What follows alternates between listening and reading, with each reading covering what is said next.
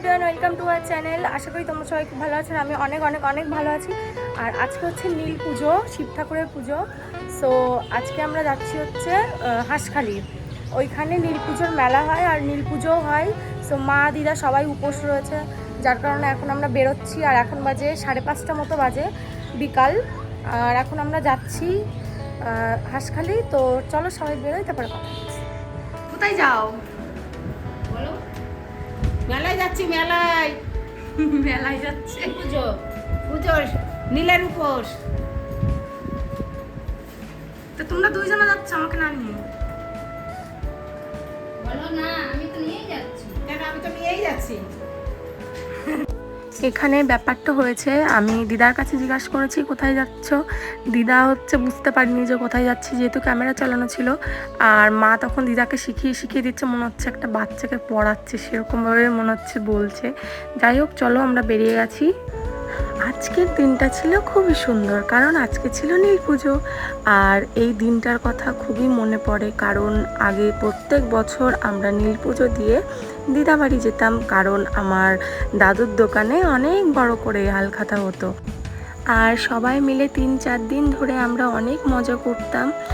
আর যেহেতু এখন দিদা দাদুর দুজনেরই শরীর ভালো না, তার জন্য আর হয়ে ওঠে না যে তারা হালখাতা করবে। যাই হোক, সময়ের সাথে সাথে তো সবই পাল্টে যায়। যাই হোক, আমরা অনেকটা চলে এসেছি। তো তোমরা দেখতে থাকো ভিডিওটা কন্টিনিউ, আশা করি ভালো লাগবে।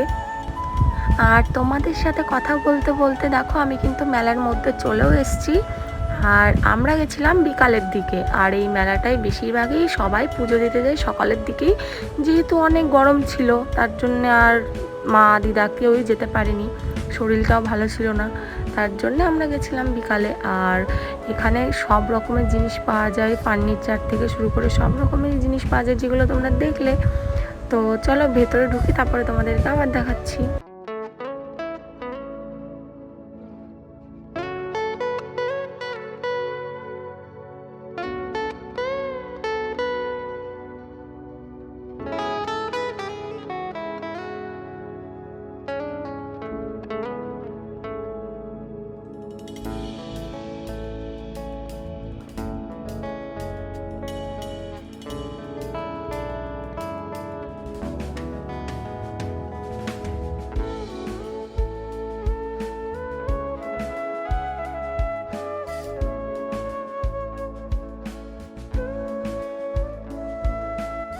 তারপর আমরা চলে আসলাম বাটা কিনতে, যেহেতু পুজো দেবে তো পুজোর জন্য তো বাটা কিনতেই হবে।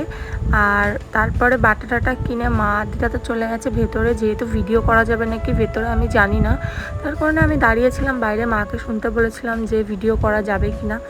তারপরে মা শুনলো, তারপরে ওখান থেকে বলেছে হ্যাঁ এখানে সবাই ভিডিও করতে আসে। আর হ্যাঁ, এটা কিন্তু হাজরাতলা, হাঁসখালি হাজরাতলা। এখানে প্রত্যেকবারই অনেক বড় করে অনুষ্ঠান হয়, সবাই পুজো দিতে আসে।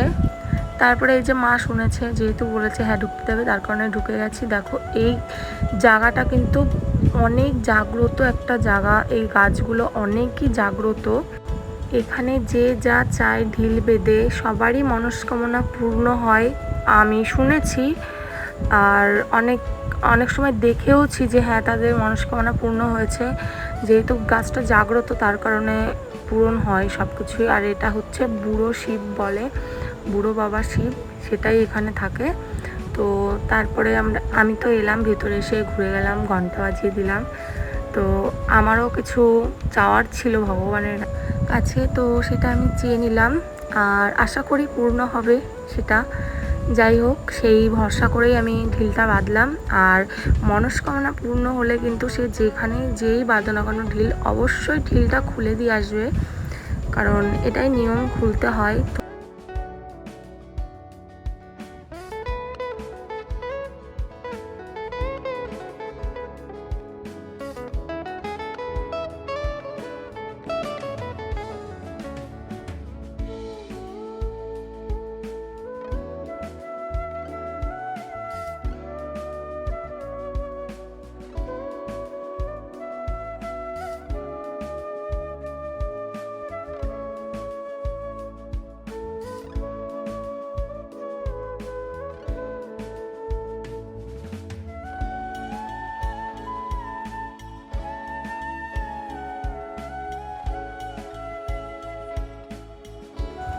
তারপর আমরা চলে গেলাম একটু মেলাটা ঘুরতে। আর আমরা ছিলাম 3 জন, আমি, মা আর দিদা, আর বাবা দাদু ওরা সবাই পরে আসবে, যার জন্য আমরা একটু মেলাটা ঘুরে নিচ্ছিলাম। তো চলো ঘুরতে থাকি আর তোমাদের দেখাতে থাকি।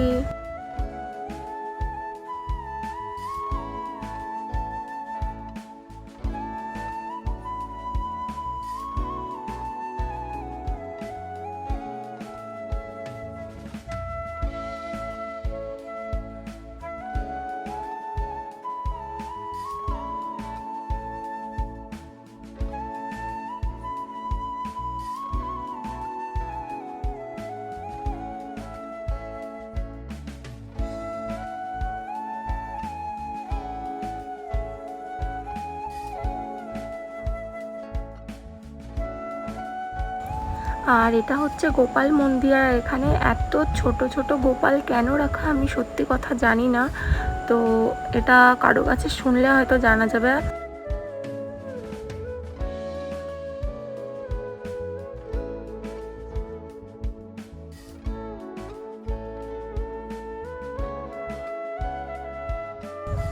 আমিও নমস্কার করে নিয়েছি, মাকে দিয়ে আর ভিডিওটা ধরায়নি। মা যখন নমস্কার করছিলাম তখন ভিডিওটা করে নিয়েছি। আগে খেয়েছিলাম ঘুগনি আর আইসক্রিম, সো এখন হচ্ছে এগরোলটা খাচ্ছি। মেলার এগরোল যেহেতু আমার একদমই পছন্দ না, তাও কি করব, খেতে হয়। আর তারপরে বাড়ি এসে জিলাপি নিয়ে এসেছিলো, দাদুকে দিল। দাদু খুবই সুগার, যার জন্য দাদু খেতে চায়নি, তাও মা জোর করে দিয়েছে। যাই হোক, আজকের ভিডিওটা এ পর্যন্ত। ভালো লাগলে লাইক কমেন্ট শেয়ার করে দিও। Thanks for watching, bye bye.